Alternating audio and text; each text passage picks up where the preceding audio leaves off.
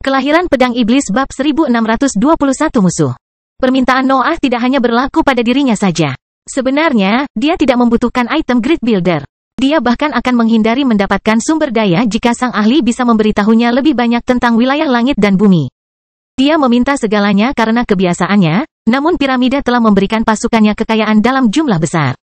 Noah bahkan tidak yakin apakah Grid Builder masih memiliki sisa setelah melawan Radiant Ice.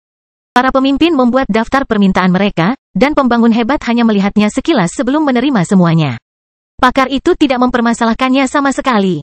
Lagi pula, dia berhutang nyawa pada kelompok itu. Pembangun hebat ternyata benar-benar bangkrut setelah pertempuran. Batu bata piramida telah mengalami terlalu banyak kerusakan, dan dia bahkan telah menghabiskan sebagian besar sumber dayanya yang berharga. Tetap saja, ahlinya adalah eksistensi di peringkat ke-9 yang mampu melakukan keajaiban. Grid Builder dapat memberikan Bibrida sesuatu yang selama ini tidak mereka miliki. Dia bisa menciptakan benteng yang tepat yang akan menyegel kepemilikan mereka atas wilayah-wilayah di negeri luar. Saran itu datang dari Alexander. Pakar tersebut tidak menginginkan apapun untuk dirinya sendiri, jadi dia meminta struktur yang layak untuk organisasinya. Raja Elbas, tim Luke, dan para ahli dari keluarga Balrog bergabung dengan Nuh dalam permintaan ilmunya. Wilfred dan hibrid lainnya menerima rumah baru sebagai hadiah mereka, sementara Divine Demon meminta percakapan dengan Grid Builder. Binatang ajaib tidak menanyakan apapun, tetapi pemimpin kebodohan memutuskan untuk bergabung dengan iblis ilahi dan mengadakan percakapan pribadi dengan pembangun hebat. Tidak ada yang tahu topik tentang interaksi itu, tapi keduanya menunjukkan ekspresi puas setelah obrolan berakhir. Pembangun hebat mengambil mayat Radiant Ice tetapi menyerahkan segalanya kepada penyelamatnya. Medan perang berisi banyak mayat dan boneka rusak yang dapat digunakan oleh para ahli untuk berbagai proyek. Kelompok itu kemudian meninggalkan daerah itu dan terbang melintasi wilayah manusia untuk kembali ke negeri luar. Grid Builder bisa membuat teleportasi, tapi para ahli lebih suka mempelajari bagaimana lingkungan berubah selama pemerintahan Radiant Ice. Kehancuran menyebar kemana-mana. Radiant Ice telah mengejar kultivator kulit putih di seluruh wilayah manusia, dan dia tidak pernah membiarkan beberapa kekuatan yang dia temui. Wilayah manusia sekarang adalah tanah terpencil, dan hanya beberapa kelompok binatang ajaib yang menempati dunia permukaan dan bawah tanahnya. Daerah-daerah tersebut akan segera menarik makhluk-makhluk baru, namun prosesnya mungkin memakan waktu berabad-abad. Pembangun hebat melanjutkan uraiannya tentang wilayah langit dan bumi selama perjalanan. Sebagian besar idenya berasal dari petunjuk samar yang ditemukan selama hidupnya yang panjang, namun kedengarannya cukup akurat ketika sampai ke telinga para ahli. Tanah abadi berdiri di tengah-tengah domain. Langit putih mengelilingi bidang yang lebih tinggi dan berfungsi sebagai filter untuk banyak sumber daya yang ditangkap selama ekspansi konstan. Aura langit dan bumi menutupi langit dan menjaga berbagai bidang rendah tetap berada di ruang terpisah. Pengaruh mereka juga menyebar ke kehampaan yang luas dan mencari dunia baru untuk diserap. Penyerapan yang konstan menyebabkan ekspansi yang stabil. Langit membentang, dan tanah abadi tumbuh dari hari ke hari. Langit dan bumi tidak pernah berhenti, namun motif sebenarnya tidak jelas. Mencapai peringkat ke-10 adalah penjelasan yang jelas, tetapi pembangun hebat percaya bahwa ada hal lain. Keberadaan yang begitu kuat tidak mungkin hanya sekedar makhluk yang hanya peduli pada energi. Pasti ada yang lebih dari struktur besar itu. Nuh merasa sangat tertarik dengan kota di dalam langit. Dia percaya bahwa mereka berisi petunjuk tentang sifat sejati langit dan bumi, namun pembangun hebat sering mengingatkannya untuk tidak mencarinya pada levelnya saat ini. Sang ahli tahu banyak tentang kekuatan langit dan bumi, tetapi Nuh harus mengakui bahwa kesengsaraan tidak pernah berhasil menjadi ancaman yang layak baginya akhir-akhir ini.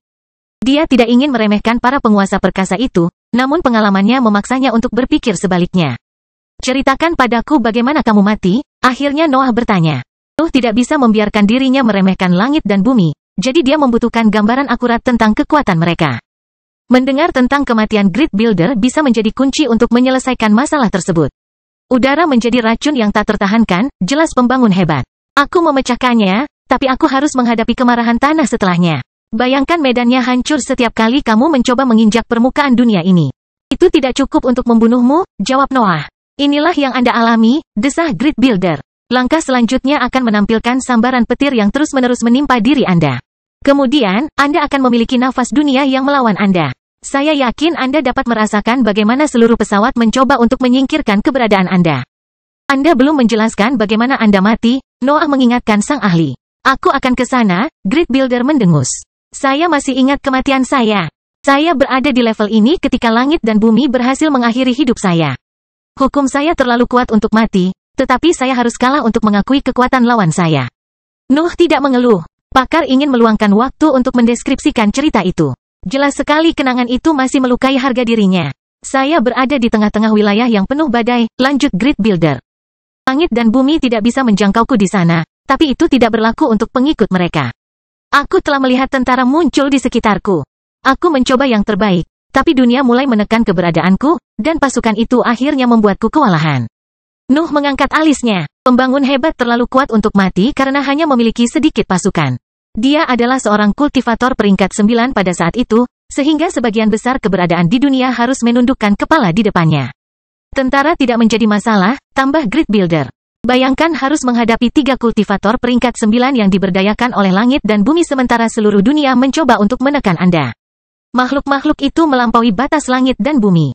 Sulit untuk mengungkapkan kekuatan mereka dengan kata-kata. Batas, Nuh bertanya. Langit dan bumi bisa membuat pengikutnya mengabaikan keadilannya. Pembangun hebat melanjutkan. Mereka bisa menggunakan energi yang melampaui nafas.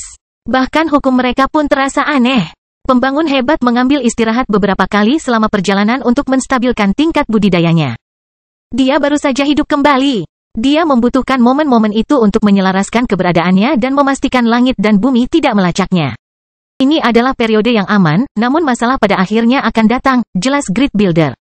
Langit dan bumi akan belajar bagaimana mengeksploitasi kelemahan bawaanmu setelah setiap kesengsaraan. Tubuh superiormu tidak akan membantumu lagi pada suatu saat. Keberadaanmu akan menjadi batasmu. Begitukah caramu mati? Nuh akhirnya bertanya. Ya, pembangun hebat menghela nafas. Aku punya begitu banyak proyek di tangan, tapi dunia belum siap untuk itu. Aku tidak berpikir langit dan bumi akan repot-repot menciptakan hukuman yang menargetkan keberadaanku. Aku bahkan tidak sombong. Aku tidak melakukannya. Berpikir mereka bisa melakukannya karena keadilan mereka. Saya kira saya juga akan menghadapi kesengsaraan yang sama, lanjut Noah. Tidak diragukan lagi, Grid Builder menjelaskan. Keberadaan Anda akan menjadi musuh terburuk Anda. Undang-undang yang lebih luas memiliki peluang lebih baik untuk bertahan, namun Anda tidak boleh menganggap remeh hal tersebut. Yang ada hanya penderitaan mulai sekarang.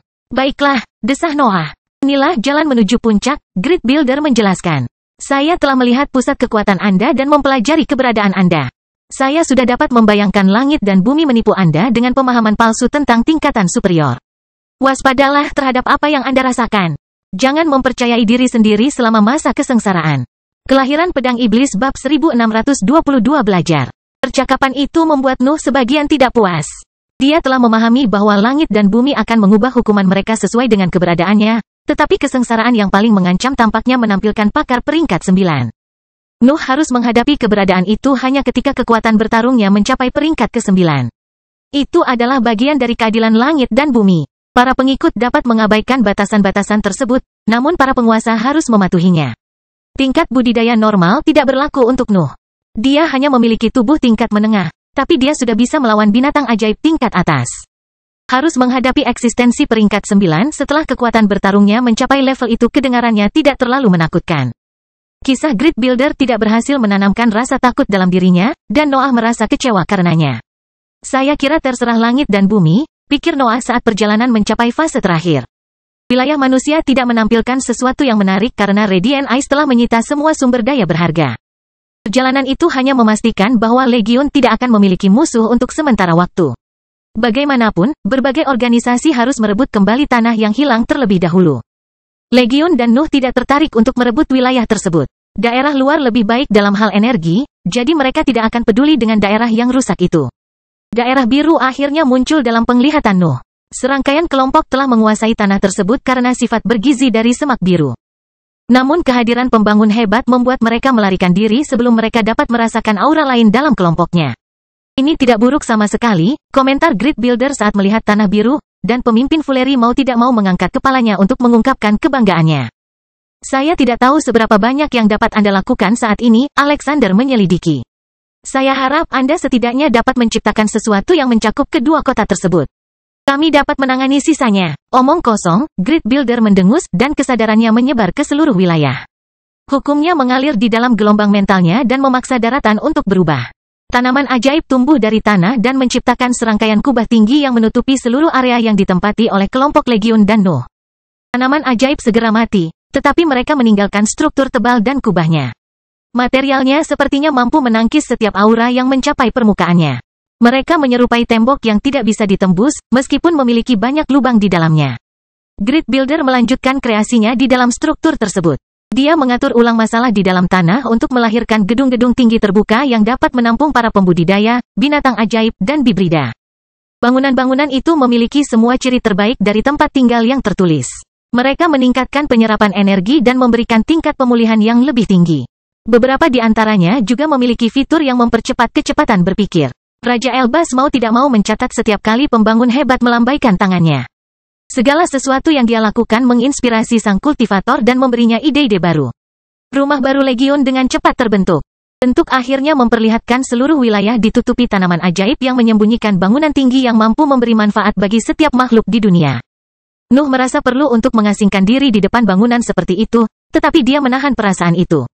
Pembangun hebat belum menyelesaikan satu tugas pun sebelum berangkat menuju daerah badai. Dia harus membangunkan seorang teman yang kuat. Para pemimpin meninggalkan sebagian besar bawahan mereka di dalam tempat tinggal baru tersebut sebelum memimpin pembangun hebat lebih jauh ke negeri luar. Sebuah gunung besar segera muncul dalam pandangan mereka, dan sebuah istana besar tidak dapat luput dari pemeriksaan mereka. Aku ingin tahu di mana dia mencurinya, komentar pembangun hebat saat melihat istana. Pencuri tertinggi tidak pernah belajar bagaimana membangun sesuatu sebesar ini. Saya yakin dia mengambil berbagai rumah besar dan menggabungkannya menjadi bentuk ini. Noah dan yang lainnya mengabaikan komentar itu dan menunggu sang ahli melakukan sihirnya. Pembangun hebat segera mendekati istana dan membuat kesadarannya menyatu di antara menara. Dia tidak peduli dengan berbagai dimensi terpisah yang tersembunyi di dalam struktur itu. Dia hanya ingin menemukan teman lamanya. Aura biru segera merembes keluar dari istana, dan pembangun hebat tidak ragu-ragu untuk fokus padanya. Kutukan segera keluar dari mulutnya, dan sosoknya mulai memudar tepat di tengah-tengah kelompok Nuh. Aku akan segera kembali, kata Grid Builder sebelum sosoknya benar-benar menghilang. Noah dan yang lainnya menunggu sepanjang hari di depan istana sebelum memutuskan untuk menggali area pelatihan di sekitar Gunung Biru. Mereka tidak tahu kapan Grid Builder akan kembali, tapi mereka punya banyak pengalaman untuk diserap setelah kejadian dengan Radiant Ice. Menyaksikan pertarungan antara dua eksistensi peringkat 9 memberi mereka gambaran umum tentang cara kerja tingkat kekuatan itu. Mereka telah melihat bagaimana dunia bereaksi terhadap kehadiran tersebut. Pertarungan bukanlah sesuatu yang bisa mereka pelajari dalam beberapa sesi latihan. Noah tidak segan-segan mengandalkan teknik deduksi iblis setelah menghafal adegan tersebut. Dia mengingat pertarungan itu, tapi fokusnya selalu pada berbagai kemampuan yang digunakan selama pertarungan. Grid Builder telah memenangkan pertarungan, tapi Radiant Ice juga menunjukkan bagaimana keunggulan bawaan dari hibrid tidak cukup dalam pertarungan di level itu. Sulit untuk membenarkan kekalahan Radiant Ice. Nuh hanya bisa menyalahkan kurangnya teknik yang bisa diterapkan. Pengaruh racunnya hanyalah kekuatan pasif yang tidak bisa menandingi kekuatan fisiknya. Pembangun hebat juga tidak berguna ketika Nuh mengumpulkan informasi tentang pertempuran itu. Dia telah mempelajari hukum Radiant Ice, tetapi pemahamannya hanya bersifat teoritis. Dia hanya mempelajari fitur-fitur tertentu sebelum membuat tindakan pencegahan yang sesuai. Nuh sendirian selama pengasingannya. Dia terutama fokus pada pengembangan dan stabilisasi pusat kekuasaannya, dan dia jarang berlama-lama mengerjakan proyek baru. Idenya untuk mengeksploitasi parasit untuk menciptakan serangan yang mirip dengan pengaruh Radiant Eye hanyalah sebuah proyek samar yang membutuhkan waktu bertahun-tahun untuk dijalankan. Masalah utama dengan kemampuan itu adalah penerapannya dalam pertarungan nyata. Noah sudah memiliki mantra dan teknik kuat yang dapat menimbulkan kerusakan seiring waktu, tapi itu tidak cocok dengan gaya bertarungnya. Aura korosifnya juga sama. Nuh harus bekerja keras hanya untuk menjadikan kekuatan itu berguna. Serangan itu tidak cocok dengan keunikan atau teknik gerakannya, tapi dia merasa cukup percaya diri untuk menciptakan sesuatu yang berharga. Grid Builder kembali saat idenya mulai terbentuk.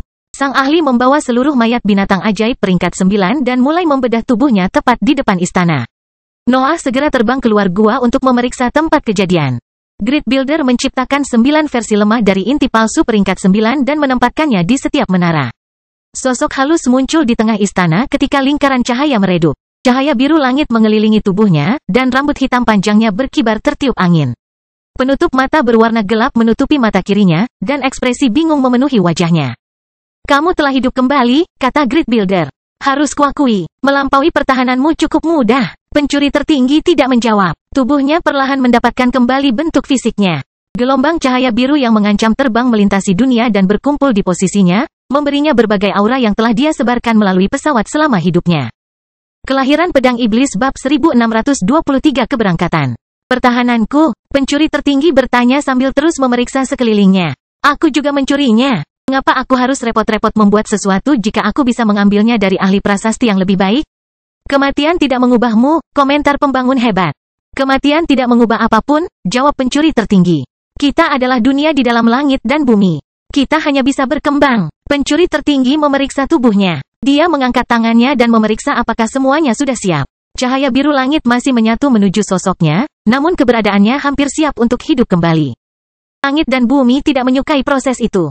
Mereka menandai keberadaan pencuri tertinggi, dan mereka dengan cepat bereaksi ketika bagian-bagian dunianya menyatu menuju sosoknya.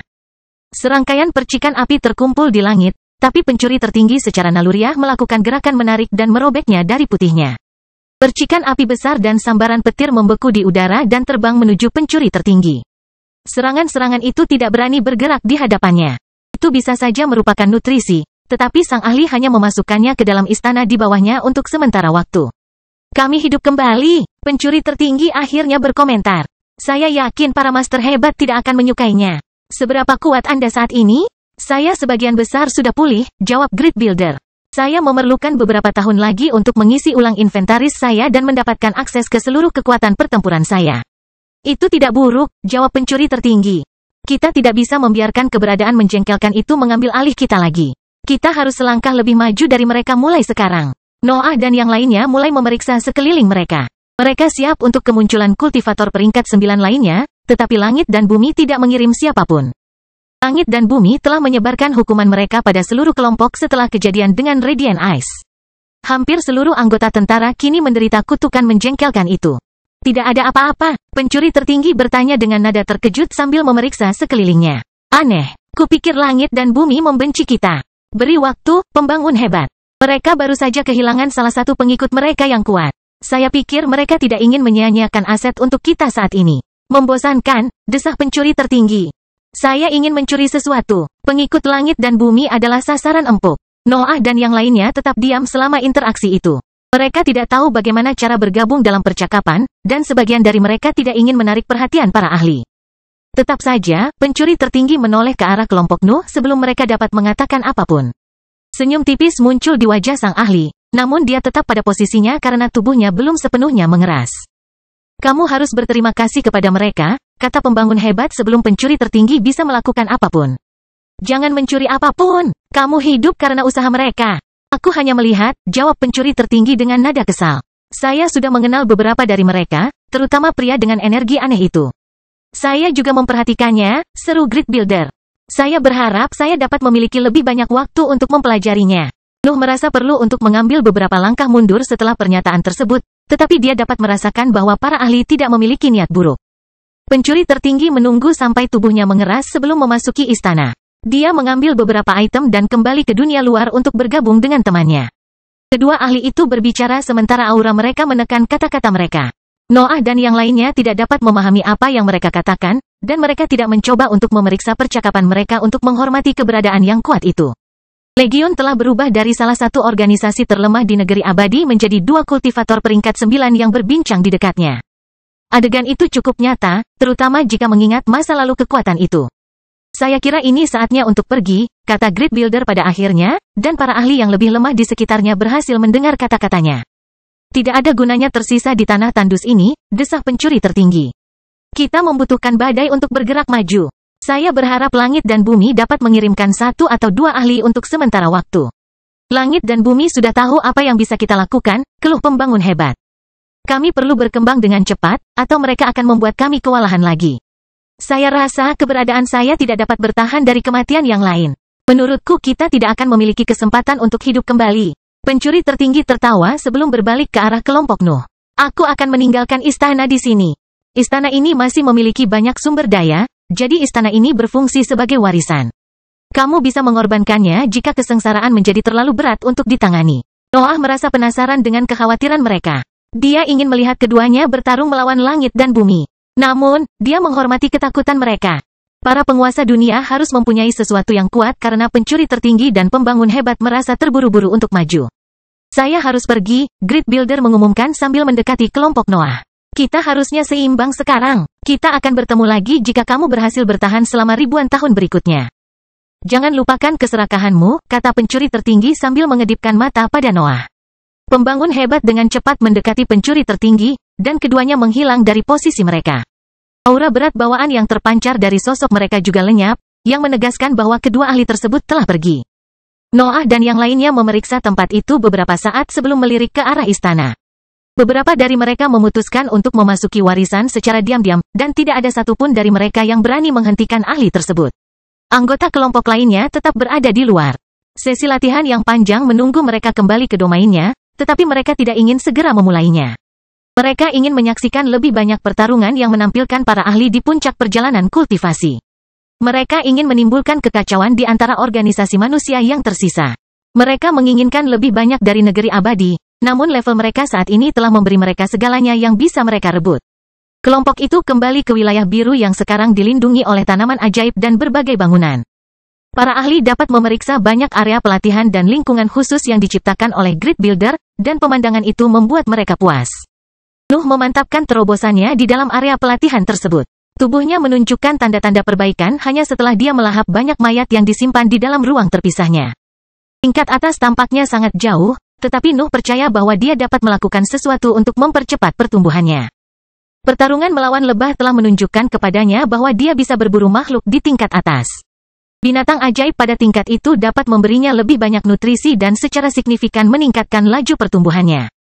Noah juga fokus pada dantiannya karena itulah satu-satunya pusat kekuatan yang tertinggal.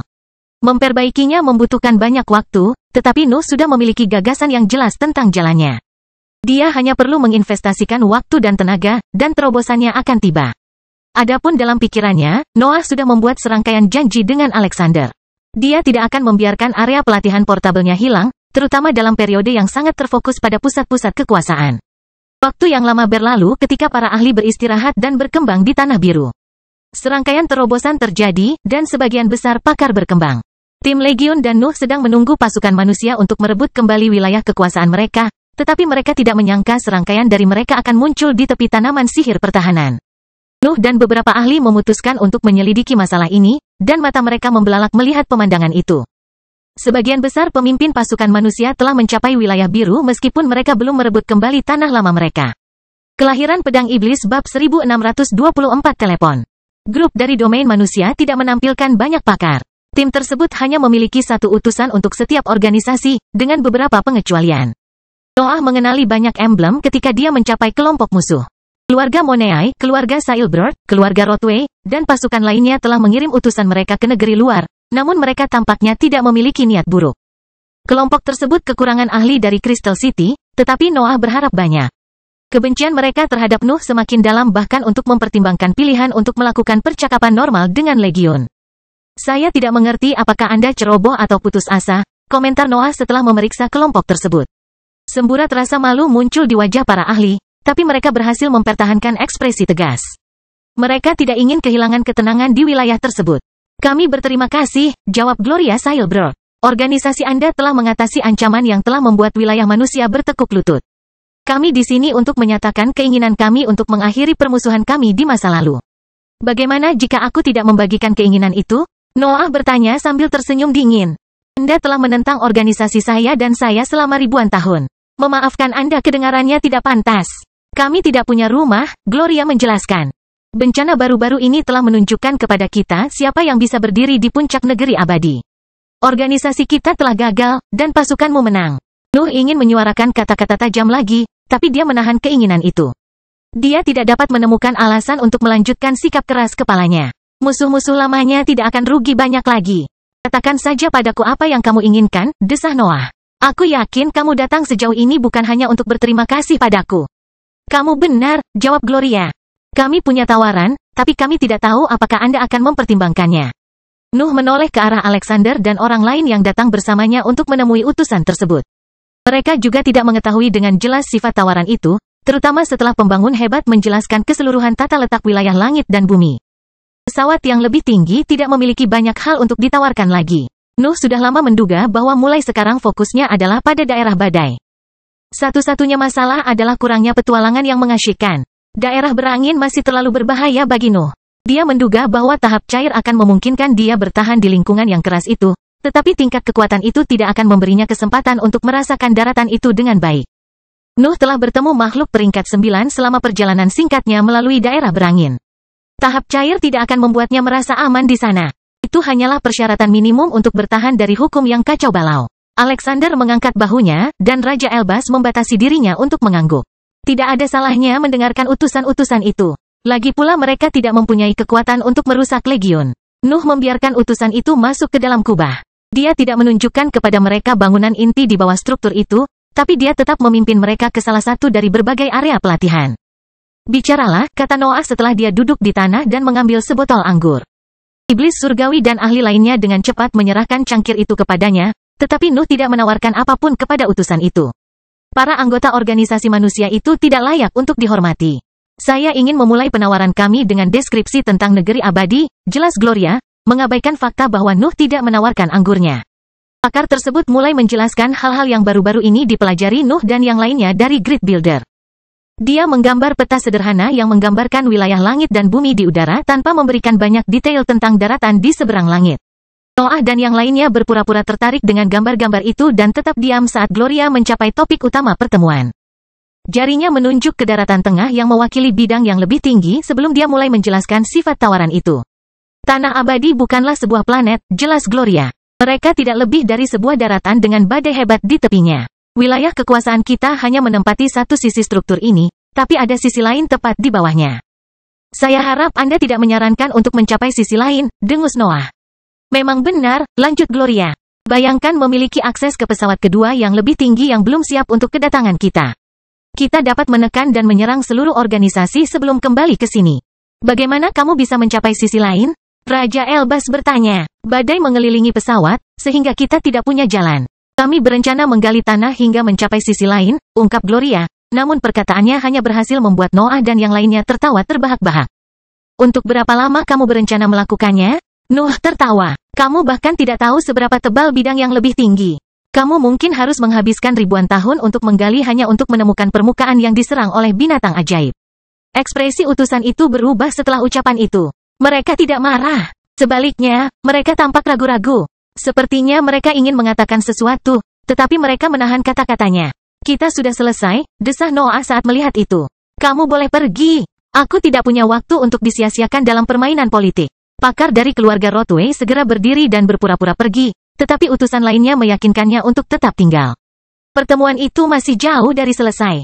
Mereka hanya tinggal memberikan kabar terakhir sebelum mengambil keputusan. Menggali adalah kata yang salah, lanjut Gloria. Sejujurnya, kita sudah memiliki rute yang memungkinkan. Langit dan bumi telah membukanya untuk kita setelah kejadian dengan Radiant Ice. Nuh mau tidak mau memasang ekspresi tegas setelah topiknya beralih ke langit dan bumi. Dia ingin mengetahui lebih banyak tentang terowongan itu sekarang, tetapi hanya untuk memahami maksud dari para penguasa tersebut. Saya tahu beberapa dari Anda dapat menghubungi langit dan bumi, Noah mengumumkan. Berapa banyak yang mereka ceritakan padamu tentang terowongan ini? Apakah mereka memaksamu datang ke sini? Noah tidak bisa menghilangkan perasaan bahwa terowongan itu adalah jebakan. Itu tidak secara spesifik menargetkannya, tapi itu menarik minatnya. Kami mencoba bertanya, Gloria mengungkapkan. Dugaan utama kami adalah langit dan bumi memberi kami jalan keluar dari ancaman Radiant Ice, tapi hipotesis itu hancur setelah Anda merawatnya. Ide baru kami sedikit lebih menakutkan, dan itulah alasan sebenarnya mengapa kami ada di sini. Apakah kamu ingin perisai daging? Nuh bertanya. Kami membutuhkan pejuang yang kuat, lanjut Gloria. Bahkan kedua kami melihat langit dan bumi membutuhkan bantuan. Mungkin ada ancaman di sisi lain yang tidak dapat diatasi oleh kesengsaraan mereka. Kenapa aku repot-repot datang kalau begitu? Nuh bertanya. Saya suka melihat langit dan bumi berjuang. Saya tidak punya alasan untuk membantu mereka. Kami memutuskan untuk menghubungi Anda karena kekuatan Anda, jelas Gloria. Afiliasi Anda tidak penting. Kami hanya ingin lebih banyak wilayah untuk ditaklukkan. Kamu boleh pergi, jawab Noah.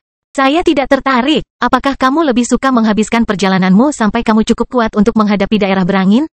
Gloria bertanya. Selamat datang di atas. Usahakan jangan bosan. Aku akan menunggu teleponmu. Kelahiran Pedang Iblis bab 1625 penawaran. Utusan itu pergi, dan salah satu ahli di tim Nuh mengantar mereka keluar kubah. Sebaliknya, Noah dan yang lainnya tetap berada di dalam area pelatihan dan mengadakan pertemuan untuk membahas masalah tersebut. Para ahli mempunyai pendapat berbeda mengenai tawaran itu. Kebanyakan dari mereka setuju bahwa terowongan itu adalah jebakan yang dibuat oleh langit dan bumi untuk menjaga mereka yang melawan sistem mereka. Namun, kelompok tersebut tidak menemukan titik temu selama diskusi. Gloria telah mengatakan yang sebenarnya. Negeri abadi tidak menawarkan banyak hal dalam kondisi mereka saat ini. Para ahli peringkat 8 di tahap gas masih dapat menemukan sesuatu yang menarik di area tersebut. Namun mereka yang mendekati tahap cair sudah mengincar daerah berangin. Wilayah binatang ajaib dan berbagai warisan dapat membuat mereka sibuk untuk sementara waktu. Tetapi itu bukanlah metode pelatihan terbaik bagi para ahli di tingkat itu. Noah dan yang lainnya membutuhkan petualangan untuk meningkatkan eksistensi mereka. Pilihan mereka saat ini hanya dapat memberi mereka teknik dan material. Apakah kita benar-benar peduli apakah itu jebakan atau bukan? Raja Elbas berteriak, saya hampir berharap ini adalah rencana yang ditetapkan oleh langit dan bumi. Mengatasi rintangan itu akan membuat kita lebih kuat. Kamu tidak memikirkan tentang Legion, keluh Jordan. Kami akan kehilangan banyak kekuatan jika banyak ahli berangkat untuk misi ini. Organisasi lain mungkin menggunakan kesempatan itu untuk mengambil semua yang telah kami peroleh selama beberapa tahun terakhir. Tidak ada gunanya berlama-lama membicarakan topik ini, kata Noah akhirnya mengakhiri pembicaraan itu. Kami memiliki organisasi, tetapi kami juga merupakan eksistensi yang berusaha mencapai peringkat yang lebih tinggi. Kami membutuhkan petualangan ini untuk menumbuhkan dan meningkatkan kekuatan kami. Jangan bilang kalau kamu ingin pergi ke sana, tanya Jordan. Saya sedang mempertimbangkannya, jelas Noah. Gloria benar. Aku tidak akan melakukan apapun sampai kekuatan bertarungku mencapai peringkat ke-9. Pengasingan dalam waktu lama hanya akan melukai pusat kekuatanku. Itu masih lebih baik daripada melompat ke dalam jebakan yang sudah jelas. Teriak Yordania, aku bersamamu, ahli warisku, seru iblis surgawi. Lagi pula, kehidupan yang damai ini tidak cocok untukku. Mereka hanya ingin mempengaruhi kekuatan kita. Jordan terus mengeluh, kami akhirnya menjadi salah satu organisasi terkuat di negeri abadi. Mengapa kamu membuang status ini? Kebosanan, jawab iblis surgawi. Keingintahuan, tambah Raja Elbas. Perlu perjuangan, lanjut Noah. Mereka tidak sepenuhnya salah, desah Alexander. Gaya hidup damai ini akan mempengaruhi kekuatan kita. Sebaiknya kita menginvestasikannya dalam misi ini. Apakah kamu juga mendukung ini? Jordan bertanya sambil berbalik ke arah Alexander. Petualangan adalah sumber utama pertumbuhan dalam perjalanan budidaya, jelas Alexander. Anda tidak bisa meminta ahli untuk tetap berada di dalam gua selamanya. Jika tidak, semua orang akan mencapai peringkat ke-9. Kami telah membangunkan eksistensi peringkat 9 untuk mendapatkan kedamaian ini. Jordan menghela nafas dan mulai memijat pelipisnya. Jordan ada benarnya, kata Noah akhirnya. Kita tidak boleh mengirim terlalu banyak ahli ke dalam misi. Hanya yang terkuat di antara kita yang boleh berangkat. Bagaimana rencanamu untuk mengetahuinya? Raja Elbas bertanya. Mari kita adakan turnamen bagi mereka yang ingin masuk ke dalam terowongan, jelas Noah. Pemenang akan mendapat kesempatan untuk bergabung dengan Gloria dan kelompoknya untuk misi tersebut. Solusi Nuh menemui beberapa keluhan, namun para ahli lainnya tidak bisa banyak bicara mengenai masalah ini. Tak satu pun dari mereka memiliki kekuatan untuk memaksa keberadaan lain untuk tetap berada di negeri luar. Misi-misi tersebut pada akhirnya diperlukan untuk perjalanan kultivasi. Berbagai ahli peringkat 8 segera menyebarkan berita tentang turnamen yang akan segera terjadi, dan anggota legion lainnya menyiapkan medan perang yang sesuai. Raja Elbas menciptakan beberapa sensor dan menempatkannya di wilayah di luar daratan biru. Pertarungan tidak akan terjadi di dalam kubah, jadi para ahli bisa mengerahkan seluruh kemampuannya tanpa mengkhawatirkan konsekuensi tindakan mereka. Nuh segera membuat serangkaian aturan.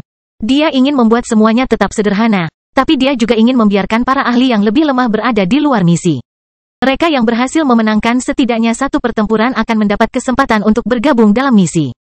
Perkelahian juga harus terjadi di antara para ahli dengan kecakapan bertarung yang sama untuk mencapai keseimbangan di mana setiap orang memiliki kesempatan untuk mengalahkan lawan mereka. Aturan bahkan memberi batasan bagi mereka yang boleh mengikuti acara tersebut. Mengirim ahli peringkat 7 ke dalam misi hanyalah bunuh diri, jadi Nuh membatasi turnamen hanya pada peringkat ke-8. Kerumunan bibrida, pembudidaya, dan binatang ajaib berkumpul di bawah kubah dan di perbatasan medan perang untuk memeriksa pertarungan yang akan terjadi. Para pemimpin mereka akan menghadapi tantangan persahabatan, jadi bawahannya tidak berani melewatkannya. Hanya mereka yang tertarik untuk bergabung dalam misi yang berkumpul di medan perang. Nuh, iblis surgawi, Raja Elbas, tim Luke, dan yang lainnya dari keluarga Balro meninggalkan kubah untuk mencari kontestan. Tetapi Nuh melangkah maju sebelum salah satu dari mereka dapat mengatakan apapun. Saya ingin ikut penjelajahan, Noah mengumumkan kepada kelompok kecil di negeri itu. Aku akan menjadi orang pertama yang bertarung. Keheningan menyebar ke seluruh kelompok, tetapi seorang ahli dengan cepat melangkah maju. Raja Elbas memasang senyuman arogan, dan niat bertarung keluar dari sosoknya. Ia seolah hampir tak mampu menahan keinginannya untuk melawan Noah. Saya tidak terkejut dengan hal ini, Noah tertawa sementara para ahli lainnya meninggalkan area tersebut untuk berkumpul di tepi medan perang. Kita harus menyelesaikan masalah ini, jawab Raja Elbas. Kami harus memahami siapa yang lebih kuat. Badan saya berada di tingkat menengah, tambah Noah. Saya lebih unggul di sini. Itulah yang membuatnya sangat menarik, Raja Elbas mengumumkan. Saya ingin melihat sejauh mana kekuatan saya. Turnamen ini tidak menampilkan sinyal apapun yang menandai dimulainya pertarungan. Mereka semua berteman di sana. Mereka bisa menemukan cara untuk menjaga keadilan. Kamu bisa mengerahkan bonekamu, kata Noah sambil tersenyum mengejek. Kamu bisa mencoba melompat ke arahku secepat mungkin, jawab Raja Elbas. Saya ingin melihat apa yang dapat Anda lakukan di tingkat menengah. Noah tidak membiarkan kata-kata Raja Elbas mempengaruhi taktiknya, tapi dia tetap maju ke depan. Sosoknya menjelma menjadi pedang hitam yang mencapai lawannya dalam sekejap. Raja Elbas membatasi dirinya untuk tersenyum, dan ekspresinya tidak berubah bahkan ketika Nuh meninju bahunya. Api emas murni menyebar ke seluruh lingkungan saat bagian tubuhnya meledak. Kamu tidak boleh terlalu meremehkanku, kata Raja Elbas dengan nada arogansi mengalir di dalam kata-katanya. Cobalah melancarkan serangan mematikan. Kita berdua tahu kalau aku sulit dibunuh. Saya lebih suka menghindarinya, jelas Noah sementara api emas terbang ke kejauhan. Aku tidak ingin membunuhmu secara tidak sengaja. Kamu harus mencoba bertahan hidup dulu, Raja Elbas tertawa saat pasukan boneka api memenuhi medan perang. Sosok Raja Elbas muncul kembali di belakang pasukan boneka panggung berbentuk gas, namun Nuh berhasil menembus mereka. Makhluk-makhluk itu bahkan tidak bisa menghentikannya. Nuh mencapai posisi baru Raja Elbas dan melayangkan pukulan lagi, tetapi sang ahli berubah sebelum dia dapat merasakan pukulan pertamanya. Nyala apinya terbang ke kejauhan lagi dan membiarkan boneka-bonekanya mengelilinginya. Kelahiran Pedang Iblis bab 1626 menahan. Gelombang api emas menghantam Nuh, tetapi tidak berhasil menembus kulitnya. Mereka bahkan tidak membakarnya. Serangan pada level itu tidak dapat melukai tubuh tingkat menengahnya. Kesadaran Nuh meluas hingga menemukan Raja Elbas. Sang ahli berada di belakang pasukan boneka apinya, dan tangannya bergerak tanpa henti untuk membuat prasasti yang bersinar. Saya tidak bisa memberinya waktu untuk membuat formasi, pikir Noah sebelum menembakkan api lagi. Boneka-boneka itu hancur setiap kali Nuh melewatinya. Mereka tidak bisa berbuat apapun melawan kekuatan fisiknya. Dia bisa terbang menembus api emas dan mencapai Raja Elbas lagi, tetapi sang ahli mengulangi manuver mengelaknya. Apakah kamu ingin melawanku dalam pertempuran ketahanan? Noah berteriak sebelum mengejar Raja Elbas. Raja Elbas tidak pernah berhenti mengerahkan boneka api. Makhluk humanoid lapis baja dan binatang ajaib dengan berbagai ukuran memenuhi medan perang dan melemparkan apinya ke arah Nuh, tetapi serangan mereka tidak menghasilkan apa-apa. Mereka bahkan tidak berhasil memperlambatnya. Noah meninju dan berlari tanpa pernah istirahat untuk memeriksa situasinya. Memberikan waktu kepada Raja Elbas adalah kesalahan fatal yang tidak bisa dia lakukan. Baiklah kalau begitu, pikir Noah setelah dia bosan dengan percakapan yang tiada henti itu. Nuh menunggu sampai Raja Elbas muncul dalam posisi baru sebelum mengaktifkan zat tidak stabil tersebut. Kekuatan mentah mengalir di dalam wadah hitamnya dan memberinya kesempatan untuk mencapai lawannya dalam sekejap. Raja Elbas tidak menyangka ledakan kekuatan yang tiba-tiba itu, tapi dia siap untuk kejadian itu. Sosoknya meledak menjadi gelombang api yang berkobar ketika Nuh hendak menghubunginya. Serangan api itu berhasil memperlambatnya dan membuatnya gagal dalam serangannya, dan para boneka tidak segan-segan melancarkan gelombang api lagi yang menelan tubuhnya. Noah meludahkan apinya. Api hitamnya membakar api emas yang memenuhi langit. Itu juga meluas hingga menutupi seluruh medan perang, dan semua boneka akhirnya lenyap karena kemampuan bawaannya yang kuat. Raja Elbas segera terlihat. Dia berada di tempat yang jauh, dan tangannya terus meninggalkan tulisan di langit. Dia juga menjentikkan jarinya pada suatu saat, dan api hitam yang tersisa menghilang saat pengaruhnya menyebar. Nuh tiba di atas Raja Elbas dalam sekejap, tetapi cahaya keemasan membutakannya sebelum dia bisa mencapai lawannya. Serangkaian benda mirip ular juga melingkari lengannya dan mencoba menahan gerakannya. Nuh merobek pengekangan itu dan menggunakan kesadarannya untuk melacak posisi Raja Elbas. Sang ahli masih berada di bawahnya, namun sosoknya mulai menghilang saat dia merasakan gelombang mental tersebut. Pedang iblis dengan cepat keluar dari ruang terpisahnya dan mendarat di tangannya. Noah mengayunkan pedangnya dan meluncurkan singularitas melengkung besar ke arah sang ahli. Aku sedang menunggu itu, Raja Elbas berteriak, dan serangkaian prasasti menyala di jubahnya. Singularitas tersebut mencoba menimpa Raja Elbas, namun strukturnya menjadi tidak stabil sebelum dapat mencapainya. Energi mulai bocor dari serangan itu hingga meledak menjadi gelombang kekuatan yang padat. Energi kekerasan itu menyelimuti Nuh dan melemparkannya menjauh. Kesadarannya juga kehilangan jejak posisi Raja Elbas selama detik-detik singkat itu, dan lebih banyak api mendarat di sosoknya. Ini semakin menjengkelkan, Noah mengutuk dalam benaknya sebelum memanggil Duan Long, mendengkur, dan malam. Naga itu berusaha menyerap api di lingkungan. Malam menyatu dengan dunia dan mendahului Nuh setiap kali dia menyerang lawannya. Mendengkur berjuang untuk mengikuti laju pertempuran, tetapi ia mengeluarkan bulu setiap kali Raja Elbas mencoba mengaktifkan manuver mengelaknya. Raja Elbas perlahan kehilangan kepercayaan dirinya terhadap serangan tanpa henti itu. Dia tidak ingin menggunakan terlalu banyak benda bertulis, tetapi situasinya menjadi terlalu berbahaya setelah Nuh memperlihatkan bonekanya. Serangkaian prasasti tiba-tiba terlihat di medan perang. Nuh merasa bahwa garis-garis itu tidak memiliki bagian dari strukturnya, tetapi dia tidak pernah terlalu memikirkannya karena dia harus terus menekan Raja Elbas. Prasasti tersebut melahirkan rangkaian jejak cahaya keemasan yang menyatu menuju Nuh dan mengelilingi seluruh sosoknya. Awalnya mereka tidak berhasil melakukan apapun, tetapi mereka segera mulai memperlambat gerakannya. Aku telah menghabiskan waktu bertahun-tahun bersamamu, Raja Elbas mengumumkan dari belakang medan perang. Saya telah menghafal gaya bertarung Anda, dan saya telah menemukan banyak tindakan pencegahan. Cahaya keemasan yang melayang di atas kulitnya memicu sesuatu yang aneh. Api yang mencoba menembus kulitnya sejak awal muncul kembali dan mulai meledak. Ledakan yang tak terhitung jumlahnya terjadi pada kulit Noah. Kesadarannya tidak bisa berkembang dengan begitu banyak kehancuran yang terjadi di sekitarnya. Lebih banyak api terbang ke arah Nuh, tetapi dia tidak tetap berada di tempat yang sama. Dia melesat ke atas dan membiarkan akselerasinya yang tiba-tiba mengatasi cahaya yang mengelilingi tubuhnya.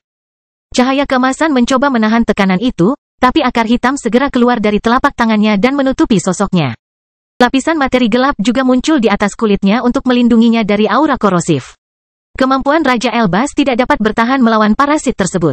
Noah segera menemukan dirinya dapat memindai lingkungan lagi, dan dia dengan cepat menemukan lawannya di tempat yang dipenuhi prasasti. Noah menembak ke depan dan mengayunkan pedangnya beberapa kali. Hujan singularitas menimpa Raja Elbas, tapi dia menjentikkan jarinya dan membuat serangan itu meledak. Nuh sedang menunggu itu. Dia berubah menjadi pedang hitam yang menembus energi kekerasan dan membuatnya mencapai Raja Elbas dalam sekejap. Sang ahli tidak menyangka Nuh begitu ceroboh. Kulitnya menjadi sangat rapuh setelah cahaya keemasan dan ledakan berkali-kali. Melintasi energi kekerasan telah membuka banyak luka. Prasasti itu menyala sebelum Nuh menabrak Raja Elbas. Mereka memanggil serangkaian golem tingkat menengah yang memancarkan aura yang sama seperti sebelumnya. Api mencoba muncul kembali di kulitnya, tetapi bentuk iblis mengatasi pengaruh itu. Golem itu menghantam Noah dan mencoba menahan gerakannya, tapi parasit membuat mereka pada dasarnya tidak berguna. Api dan prasasti emas murni membentuk tubuh mereka, tetapi aura korosif menghancurkan mereka dalam waktu singkat. Nuh akhirnya bisa melanjutkan serangannya terhadap Raja Elbas setelah golem itu menghilang. Bilahnya turun lagi, tapi dia menyebarkan dunia gelap sebelum singularitas keluar dari senjatanya. Raja Elbas harus menanggung tekanan yang ditimbulkan oleh dunia gelap dan singularitas yang datang. Dia menggunakan sebagian besar kekuatannya untuk mengaktifkan permata yang membuatnya berteleportasi keluar teknik, tetapi dia menemukan Noah menunggunya di sana. Noah tidak segan-segan menebas dengan pedangnya. Raja Elbas sebagian berubah menjadi gelombang api emas, tapi darah tumpah di area tersebut dan terbakar saat menyentuh api. Raja Elbas mencoba untuk pergi lagi, tetapi Nuh mengikuti kesadarannya dan menyelimutinya ke dalam dunia gelap. Pedangnya siap meluncurkan badai singularitas lainnya, tapi dia menahannya dalam situasi itu. Aku hampir bisa menandingimu tanpa menggunakan benda bertulis terbaik di cincin luar angkasaku, Raja Elbas tertawa sambil memeriksa pedang iblis.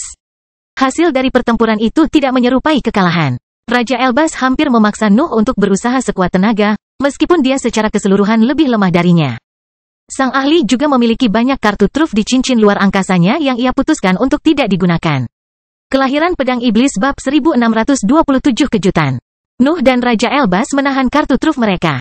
Pertarungan mereka hanyalah pertandingan persahabatan yang dimaksudkan untuk menentukan seberapa kuat mereka. Mereka yang telah melihat pertempuran Nuh dan Raja Elbas tahu bahwa mereka tidak menunjukkan seperempat dari kekuatan mereka yang sebenarnya. Meski begitu, pertarungan tersebut tetap menjadi tontonan yang mampu menginspirasi banyak pasukan yang lebih lemah. Itulah makna tersembunyi di balik turnamen tersebut. Misi di sisi lain pesawat mungkin akan berlangsung selama ribuan tahun, dan Legiun akan kekurangan bagian inti dari kekuatannya selama periode tersebut. Para bawahan harus melakukan peningkatan untuk memastikan stabilitas organisasi mereka, dan menginspirasi mereka adalah cara terbaik untuk mempercepat proses tersebut. Menurutmu siapa yang akan menang jika kita bertarung dengan serius? Noah berbisik sementara kedua ahli memeriksa luka mereka. Saya harus mengakui bahwa kami berdua adalah makhluk yang banyak akal, desah Raja Elbas saat matanya tertuju pada iblis surgawi. Saya masih seorang kultivator yang sama dengan yang Anda lawan di Tanah Fana, tapi saya juga sangat berbeda. Menentukan pemenang di antara kita akan membutuhkan kematian, dan itu adalah sesuatu yang tidak ingin saya lihat. Apakah Raja Elbas yang agung menjadi lunak? Nuh mencoba mengejeknya, tetapi Raja Elbas mengabaikan ucapan itu. Kelembutan itu perlu, terutama bagi seorang pembuat, jelas Raja Elbas. Masalahnya bukanlah batasnya. Ada alam yang melampaui logika belaka, dan aku menemukannya berkat kamu. Saya tidak memiliki kendali atas bagian hukum saya itu, kata Noah ketika nadanya berubah serius. Namun itu masih menjadi bagian dari dirimu, jawab Raja Elbas. Saya telah berubah menjadi orang yang eksentrik, sementara Anda menjadi pemimpin yang sombong. Perjalanan kultivasi dapat menyembunyikan kejutan bahkan setelah ribuan tahun. Kami belum mendekati tahap akhir, tambah Noah. Apakah kamu ingin ini berakhir? Raja Elbas bertanya. Saya lebih memilih membuat barisan baru daripada berhenti, Noah tertawa. Kami mania, berdiam diri tidak cocok untuk kami. Raja Elbas terkekeh sebelum memasang ekspresi tegas lagi. Tatapannya yang menantang tertuju pada Luke. Dia siap bertarung lagi dan bergabung dalam misi secara resmi. Noah terbang ke pinggir lapangan dengan pikiran yang berat. Berbagai kenangan melintasi penglihatannya, dan senyuman akhirnya muncul di wajahnya. Hidupnya luar biasa, tapi dia menginginkan lebih. Petualangan itu tidak pernah berhasil memuaskan hasratnya yang tak ada habisnya. Tidak kusangka aku mungkin akan membantu langit dan bumi, Noah tertawa dalam hati. Saya tidak sabar untuk memulai misi ini. Raja Elbas melangkah ke medan perang lagi. Tapi Luke tidak menerima tantangan diamnya. Sebaliknya, salah satu ahli dari keluarga Balrog memutuskan untuk menghadapinya. Kedua ahli tersebut memutuskan untuk menghindari pertukaran serangan yang sia-sia karena kekuatan pertempuran Raja Elbas berada di pihak yang menang. Duo ini memamerkan beberapa benda bertulisan terbaik mereka dan menyatakan ahli prasasti terbaik sebagai pemenangnya. Raja Elbas menang dengan selisih besar, dan ahli dari keluarga Balrog meminta percakapan pribadi setelah pertempuran. Anggota lain dari faksi itu juga bergabung dalam acara itu karena mereka melihat Raja Elbas seorang ahli prasasti yang dapat membawa mereka menuju tingkatan baru. Jordan dan Ian memutuskan untuk mengabaikan misi tersebut. Mereka tidak ingin bekerja sama dengan kekuatan di wilayah manusia, terutama selama periode penting bagi Legion. Theodora dan Alexander memiliki pola pikir yang sama, namun karena alasan yang berbeda.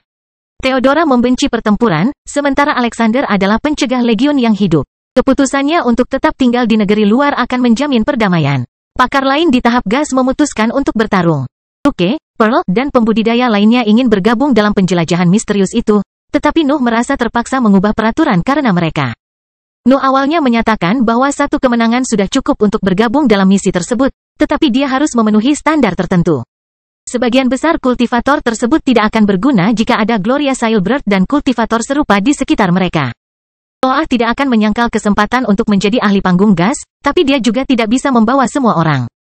Memiliki kecakapan pertempuran tahap cair menjadi persyaratan minimum untuk mengikuti misi.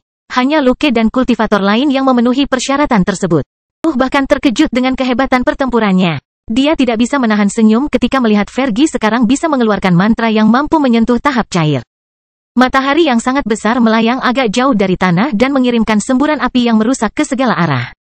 Fergie duduk di atas bola api sambil tersenyum bangga. Matanya menemukan seringai serupa di wajah Noah ketika dia memandangnya.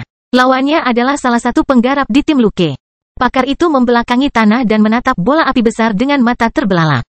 Ketakutan dan ketidakpercayaan memenuhi ekspresinya. Kultivator tidak dapat memahami bagaimana ahli tahap gas sederhana dapat menghasilkan begitu banyak kekuatan tanpa kehilangan kendali atas tekniknya. Saya telah melalui keputusasaan, kematian, kelahiran kembali, dan kemarahan, kata Fergie tanpa mengalihkan pandangan dari Noah. Kamu memberiku kedamaian, jadi aku harus menaruh emosi ini di suatu tempat. Fergie menegakkan posisinya dan melompat hingga mendarat di depan Noah. Sang ahli ingin berlutut, tapi dia terlalu menghormati pemimpinnya sehingga mengabaikan peraturannya. Kemarahan saya menjadi api, jelas Fergie. Keserakahanku membuatku ingin menghabiskan seluruh dunia. Ambisiku memberiku kendali atas perasaan kekerasan ini dan mengubahnya menjadi bintang yang berapi-api. Fergie membungkuk sebelum melanjutkan. Kekuatan ini milikku, tapi ini untuk kamu gunakan. Aku tahu aku kurang cocok dengan misi ini, tapi aku tetap ingin menemanimu. Biarkan aku datang. Noah tidak menyangka Fergie akan bersikap begitu sopan, apalagi setelah semua yang mereka lalui. Namun, tampaknya misi tersebut benar-benar menarik minatnya. Selain itu, Nuh dapat menebak bahwa dia memiliki sesuatu untuk dibuktikan kepada organisasi manusia. Biasanya segala sesuatunya menjadi berantakan dalam misi ini, kata Noah sambil menyeringai dingin. Kamu bahkan bisa yakin akan hal itu karena aku akan berada di sana. Itulah yang saya inginkan, jawab Fergie. Sudah diatur kalau begitu, simpul Noah. Kami hanya perlu menunggu yang lain dalam tahap cair sebelum siap berangkat. Baik Noah maupun Fergie berbalik menuju medan perang. Dua ahli telah melangkah maju segera setelah amukan matahari menghilang. Niat bertarung murni mengalir dari Divine Demon dan Wilfred saat keduanya memutuskan untuk bertarung. Kenapa mereka malah bertengkar? Fergie bertanya-tanya. Mereka sudah berada dalam tahap cair, dan kecakapan bertarung mereka bahkan cukup luar biasa. Tidak perlu mengikuti tes ini. Biarkan saja, kata Noah sambil menepuk bahu Fergie. Orang gila harus berperilaku seperti orang gila. Saya yakin mereka berdua ingin memahami siapa yang memiliki dasar yang lebih baik. Apakah menurutmu mereka akan mampu menghentikan diri mereka sendiri setelah pertempuran menjadi terlalu serius? Fergie bertanya. Tidak sama sekali, Noah tertawa. Sebenarnya, mulailah memperingatkan semua orang. Kami pasti perlu melakukan intervensi. Rasa dingin merambat di punggung Fergie.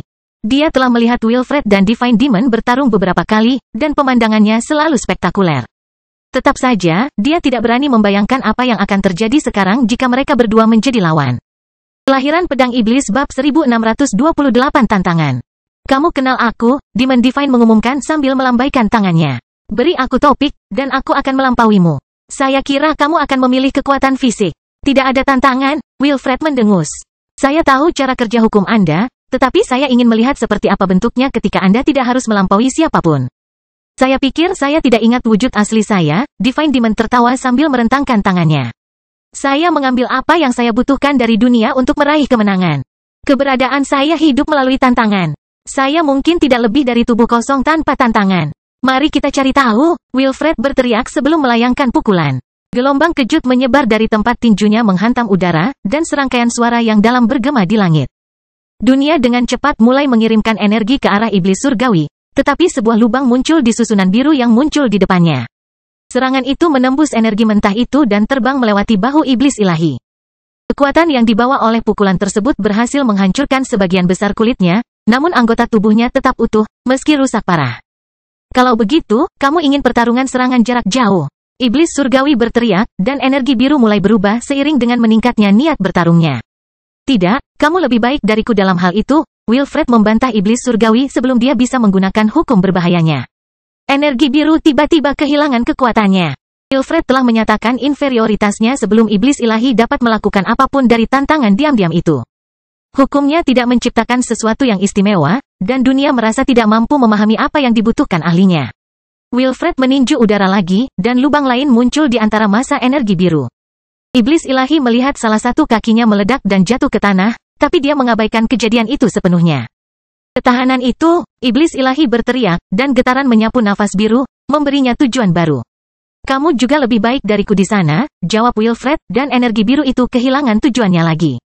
Wilfred melambaikan tangannya, dan arus menghantam susunan nafas biru untuk membubarkannya. Sisa kekuatan yang terkandung dalam gerakan itu mengenai iblis ilahi dan melemparkannya menjauh. Saya masih bisa bertarung tanpa tantangan.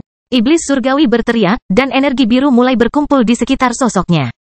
Nafas mengalir di dalam luka-lukanya dan memulihkan sebagian dari potongan kulit yang hilang. Energinya bahkan menciptakan versi halus dari kakinya untuk menghentikan pendarahan. Arus mulai mengalir di sekitar iblis surgawi dan menciptakan susunan yang menyerupai sebuah teknik. Namun, Nuh dan banyak orang lainnya dapat melihat bahwa sang ahli memaksa nafas untuk mengambil bentuk seperti itu. Dia tidak memberikan tujuan khusus apapun. Kemenangan kecil membuatnya lebih kuat, pikir Noah sambil memeriksa pertempuran, tapi dia tidak bisa menggunakan kekuatan baru itu ke dalam kemampuannya. Apakah ini kelemahan terbesar iblis ilahi? Divine Demon memperoleh kekuatan dengan mengatasi tantangan. Pertumbuhannya akan sesuai dengan kerasnya cobaan dan pembatasan yang dia paksakan pada dirinya sendiri. Namun, kurangnya tantangan menyebabkan banyaknya kekuasaan yang tidak memiliki tujuan.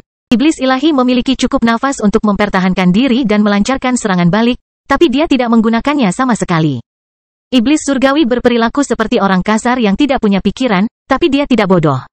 Dia tahu kekurangannya lebih baik daripada orang lain, dan kepribadiannya berkembang berdasarkan hal itu. Dia memiliki lidah yang tajam dan mampu mengucapkan kata-kata yang rumit. Divine Demon selalu bisa memimpin lawannya ke dalam tantangan, tapi Wilfred berusaha sekuat tenaga untuk menghindarinya. Hibrida itu bahkan tidak mau menang. Dia hanya ingin tahu tentang kekuatan Divine Demon. Di sisi lain, Divine Demon sedang berjuang untuk menunjukkan kekuatan aslinya. Lawannya sengaja menerima kekalahan, jadi dia selalu gagal memberikan sifat yang tepat pada energinya. Dunia ingin membantu iblis ilahi, tetapi tidak tahu caranya. Kultivator tidak dapat menggunakan kekuatannya untuk menciptakan teknik tanpa memilih bidang tertentu. Ayo, Wilfred berteriak sambil melepaskan serangkaian pukulan di udara. Saya telah menghabiskan waktu bertahun-tahun membersihkan piramida bersama Anda. Saya mengakui kekuatan Anda, tetapi saya tidak ingin melihatnya dalam bentuk tantangan lain. Tunjukkan diri Anda yang sebenarnya. Serangan itu menembus arus itu dan mendarat di tubuhnya. Wilfred sempat menahan diri, namun pukulannya masih berhasil meninggalkan lubang yang dalam di dadanya. Sejujurnya, Demon Ilahi dapat mengekspresikan kecakapan pertarungan panggung cair rata-rata bahkan tanpa tantangan. Namun, Wilfred adalah seorang bibrida yang telah meningkatkan gaya bertarungnya setelah mendapatkan hadiah dari piramida. Kekuatan fisik Wilfred juga jauh di atas bibrida normal. Ia bisa melampaui rata-rata pembudidaya tahap cair bahkan ketika dia menahan diri. Divine Demon tidak memiliki peluang melawannya tanpa tantangannya. Ini semakin membosankan. Wilfred akhirnya menghela nafas. Aku menantang diriku sendiri untuk mengalahkanmu dalam 10 pukulan. Divine Demon berteriak ketika dia melihat lawannya berbalik untuk pergi. Energi biru mulai mengalir ke dalam tubuhnya dan meningkatkan kekuatan fisiknya. Namun Wilfred tiba-tiba berbalik dan mengucapkan kata-kata yang membuat penonton terdiam. Saya menantang Anda untuk menang tanpa menantang siapapun, kata Wilfred, dan energi biru kehilangan kekuatannya lagi. Tantangan Wilfred melampaui batas yang ditentukan sendiri oleh iblis ilahi. Yang terakhir akhirnya mendapatkan apa yang diinginkannya. Namun, dia tidak tahu harus berbuat apa menghadapi masalah itu. Tantangan tanpa tantangan, gumam iblis surgawi sambil meletakkan tangannya di dagu. Jelas sekali bahwa Wilfred mengejutkannya. Iblis ilahi tampak sangat bingung.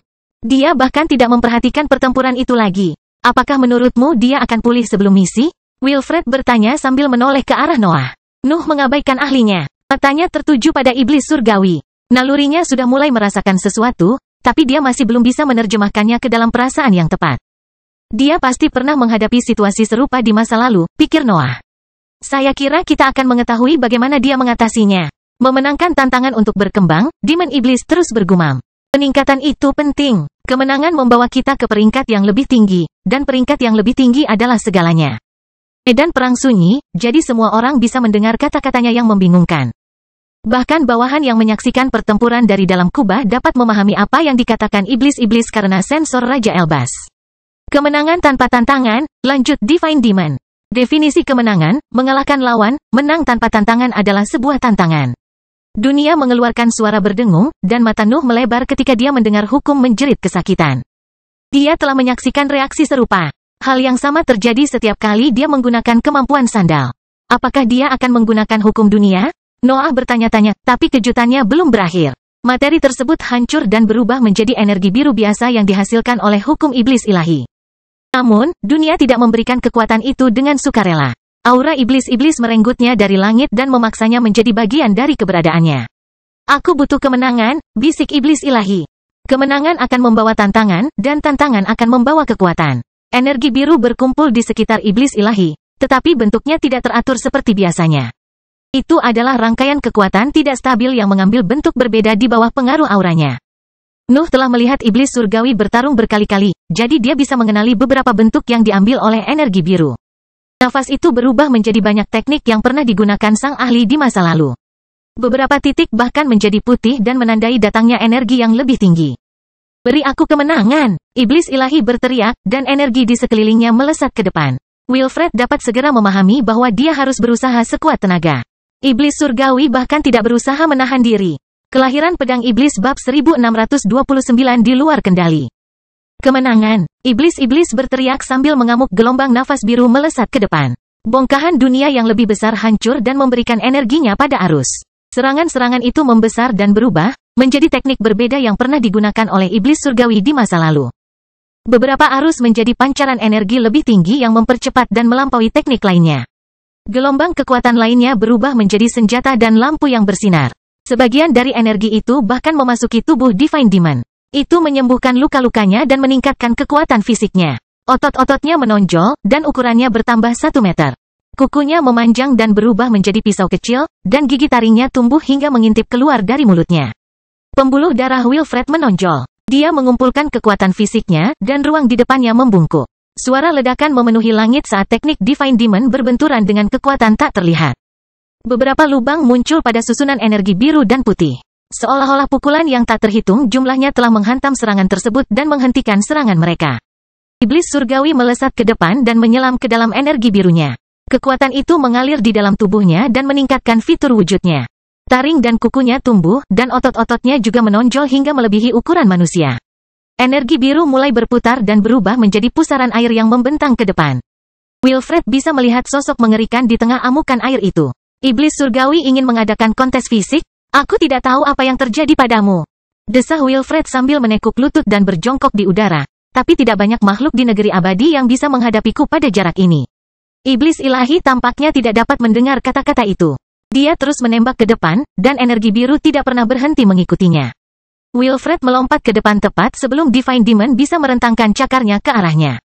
Dua ahli itu bentrok di udara, dan kekuatan yang dihasilkan oleh benturan tersebut membuat energi biru melesat ke segala arah. Noah dan beberapa ahli dalam jangkauan keduanya harus melakukan manuver mengelak untuk menghindari energi biru yang mengancam.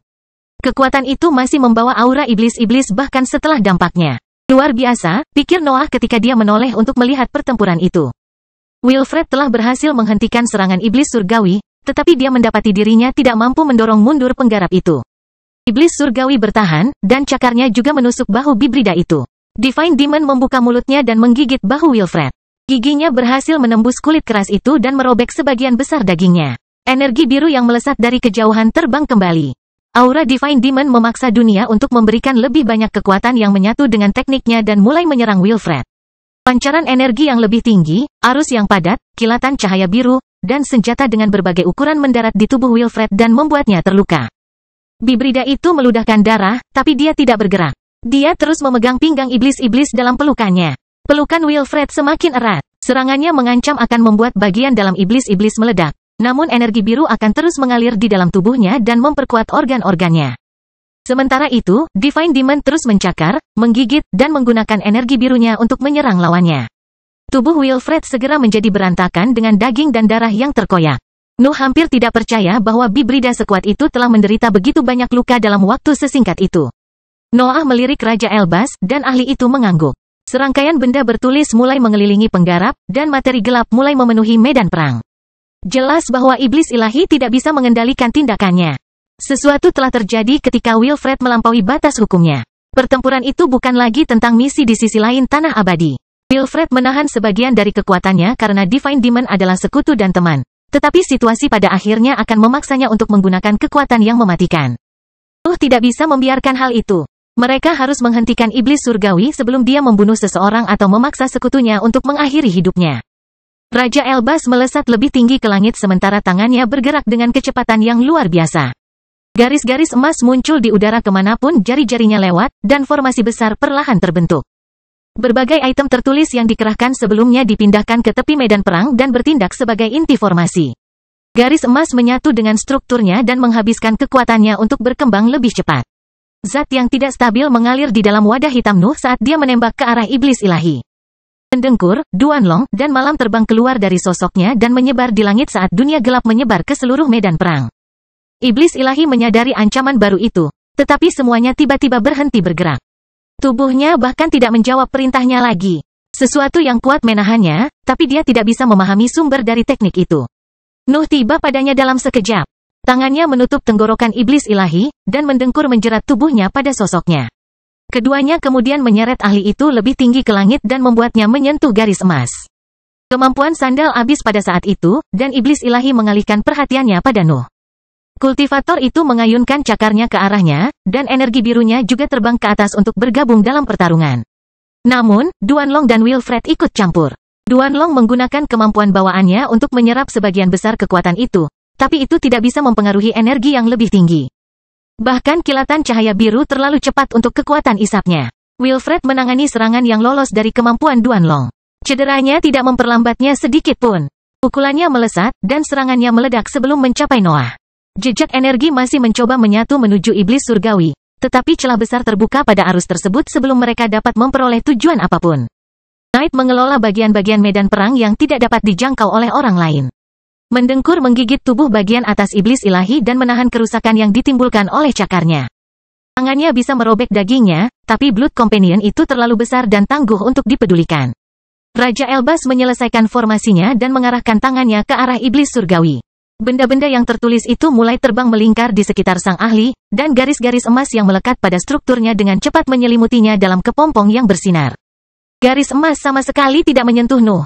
Itu adalah bentuk halus yang mengambil bentuk fisik hanya ketika mendarat di tubuh iblis surgawi. Bahkan mendengkur tampak kebal terhadap kekuatan mereka.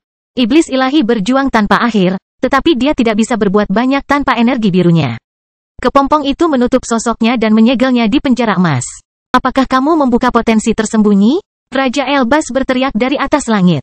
Dia mungkin tidak mengetahui teknik ini, desah Noah sambil berbalik untuk membantu dengan energi biru yang masih mencoba menyatu pada posisi Divine Demon. Sepertinya dia bisa memanggil segala sesuatu yang dihasilkan melalui hukumnya. Dia berhasil mengalahkan Elbas dalam kontes prasasti beberapa waktu lalu, komentar Wilfred, dan ketiganya dengan cepat berbalik ke arah kepompong. Sebuah titik biru kecil muncul di garis emas itu. Bintik itu membesar dan menutupi separuh kepompong dalam waktu singkat. Retakan bahkan terbuka di area yang tercemar tersebut. Kelahiran pedang iblis bab 1630 cepat. Elbas, ini waktunya untuk melampaui iblis ilahi. Noah berteriak saat menggunakan bengkel untuk menciptakan beberapa makhluk peringkat 8 yang memperkuat kepompong. Saya tidak pernah inferior. Raja Elbas mendengus, tapi tangannya mulai bergerak dengan kecepatan yang luar biasa untuk membuat lebih banyak prasasti. Apa yang harus saya lakukan? Wilfred bertanya sambil mendekati Noah. Bibrida itu tidak tahu banyak tentang prasasti. Kekuatannya bahkan tidak memungkinkan dia untuk menahan lawan-lawannya. Wilfred hanyalah seorang makhluk kasar yang sedikit canggih dan membawa banyak energi. Jauhkan energinya dari tubuhnya, perintah Noah. Kita tidak bisa membiarkan iblis ilahi memberikan tujuan. Tubuhnya sudah terlalu merepotkan. Wilfred menembak ke bawah, dan teman-teman Nuh mengikutinya. Mereka akan membantu Bibrida yang mengandung energi dunia sementara Nuh dan Raja Elbas berusaha menahan iblis surgawi. Jangan menahan diri, kata Noah sementara pedang iblis dan akar hitam muncul di tangannya. Materi gelap mengalir keluar dari sosoknya dan melahirkan baju besi drakonik. Akar berbentuk pedang dan pedang iblis berlipat ganda saat naga bertangan 6 itu terbentuk. Nuh tidak berani meremehkan iblis ilahi. Pakarnya berada dalam tahap cair, dan hukumnya sangat merepotkan. Dia tidak bisa membiarkan dia memiliki kesempatan untuk menang. Retakan pada kepompong menyebar saat strukturnya berubah menjadi biru. Warna emas menghilang saat pengekangnya terlepas dan memperlihatkan sosok iblis ilahi yang bersinar. Kemenangan! Iblis surgawi berteriak, tetapi Nuh menyerang ke depan sebelum lawannya dapat melakukan apapun dengan energinya.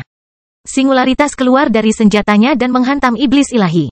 Serangan itu menembus dagingnya, tapi tidak berhasil menembus massa energi yang memperkuat ototnya. Nuh tidak menahan diri, tetapi iblis surgawi dengan mudah menghentikan serangannya. Sang ahli bahkan tidak mencoba menghentikan tebasannya, tetapi kekuatan yang terkumpul di dalam tubuhnya cukup untuk memblokir energi Nuh. Sebaiknya kau bangun, bisik Noah sambil mencapai Divine Demon. Aku tidak ingin membunuhmu secara nyata. Kemenangan! Iblis-iblis berteriak sambil mengabaikan kata-kata Nuh. Tangan penggarap itu menembak untuk memotong tubuh Nuh, tetapi tangan Nuh membiarkannya menghantam sosok drakoniknya. Paku berbentuk pisau menembus armor drakoniknya, tapi hanya berhasil meninggalkan bekas putih saat menghantam kulitnya. Kamu bisa lebih kuat dari ini, desah Noah sebelum melayangkan pukulan. Akar menutupi lengannya, jadi tinjunya menghancurkan sebagian besar wajah iblis-iblis saat itu mengenai dirinya. Kultivator itu bahkan tidak bereaksi terhadap kerusakan itu. Dia terus tersenyum dan memperlihatkan seringai mengerikannya kepada teman-temannya. Divine Demon menarik tangannya sebelum mendorongnya ke depan. Nuh melihat cakar tajam itu meraih perutnya, maka kakinya patah di perut ahlinya. Gelombang kejut menyebar ke seluruh langit. Iblis ilahi menembak ke belakang, dan lubang dalam muncul di dadanya. Serangan Nuh memang efektif, tetapi penggarapnya tampaknya tidak terpengaruh oleh serangan itu. Dia tidak secepat aku, simpul Noah dalam benaknya setelah pertukaran itu. Kekuatan fisik Divine Demon luar biasa, tapi dia tidak memiliki teknik yang tepat. Bahkan hukumnya tidak bisa meniru perjuangan yang dihadapi para Bibrida ketika mereka menciptakan seni bela diri. Nuh mengejar iblis surgawi. Pedangnya menebas udara beberapa kali, dan badai singularitas keluar dari sosoknya. Serangan-serangan tersebut mencoba menyatu pada iblis ilahi, tetapi sebuah getaran menyapu area tersebut dan memaksanya untuk meledak. Kultivator hanya harus menahan gelombang kejut yang dilepaskan setelah ledakan, sehingga tubuhnya hampir tidak tersentuh. Iblis surgawi mengangkat cakarnya dan mengarahkannya ke arah Nuh. Sejumlah besar energi mencoba menyatu ke jari-jarinya, tetapi Wilfred dan rekan-rekannya berhasil menghentikannya sebelum mencapai tubuhnya. Divine Demon masih mencoba melancarkan serangan jarak jauh, tetapi Noah muncul di hadapannya sebelum dia dapat memberikan tujuan baru pada energinya. Kultivator segera mengerahkan manuver mengelaknya, tetapi Noah melepaskan serangkaian pukulan sebelum lawannya bisa menghilang. Serangan itu mirip dengan teknik Wilfred, tetapi tidak sesuai teorinya. Nuh tidak melakukan apapun selain melancarkan serangkaian pukulan ke arah teman-temannya, dan sang ahli sangat menderita selama pertukaran itu. Nuh hanyalah seorang kultivator tahap gas, tetapi tubuhnya sudah berada di tingkat menengah. Teknik yang mengandalkan kekuatan fisiknya dapat mengalahkan ahli manapun di level yang sama. Aku bisa menekannya selama aku lebih cepat. Nuh berteriak dalam benaknya, tetapi iblis surgawi sepertinya bisa memahami hal itu. Kuku dan gigi taring iblis ilahi ditarik hingga kembali ke bentuk manusia. Kemudian, sang ahli mencoba meninju Noah, tetapi Noah menghindari serangan itu hanya dengan gerakan sederhana di kepalanya. Gelombang kejut yang dilepaskan selama serangan itu membuat Noah merasa pusing karena kekuatan yang dibawa oleh serangan itu. Namun, Noah tidak menghentikan serangannya dan terus melepaskan kekuatan fisiknya pada lawannya. Noah meninju pinggang, dada, dan kaki Divine Demon hingga dia melihat darah mengalir keluar dari titik itu. Nuh berhenti setiap kali dia melihat lukanya semakin dalam, tetapi iblis surgawi memaksanya melanjutkan serangannya. Divine Demon perlahan berubah menjadi makhluk mirip zombie yang tidak melakukan apapun selain mengulangi teknik sebelumnya.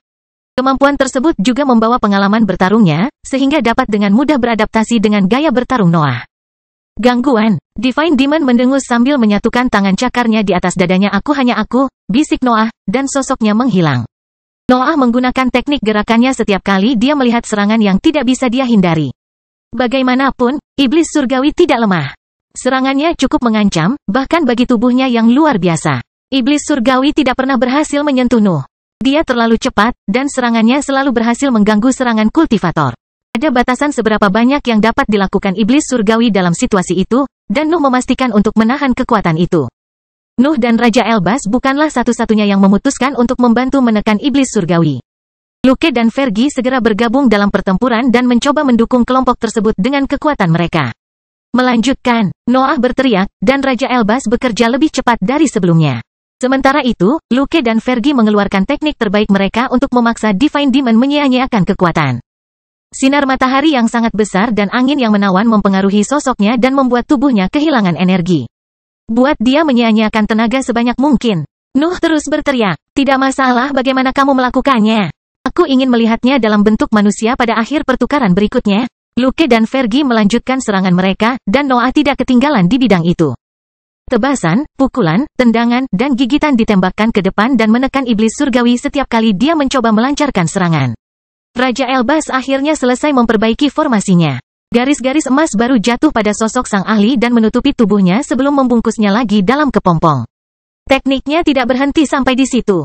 Itu meluas hingga menutupi area terdekat dengan cahaya keemasan yang menghalangi pengaruh para ahli yang terjebak di dalamnya. Energi biru yang dilawan Wilfred dan rekan Nuh berhenti menyatu menuju iblis ilahi. Dunia tidak dapat mendengar panggilannya lagi. Akhirnya bisa kembali ke upaya biasanya.